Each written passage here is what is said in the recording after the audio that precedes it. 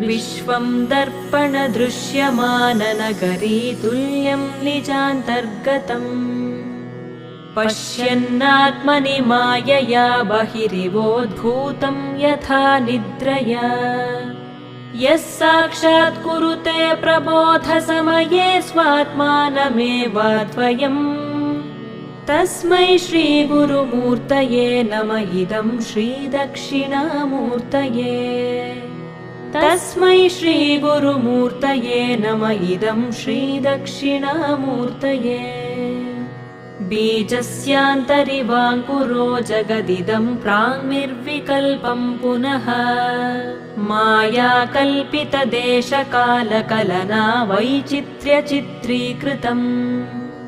मायावीव विजृम्भयत्यपि महायोगी वयस्वेच्छया तस्मै श्रीगुरु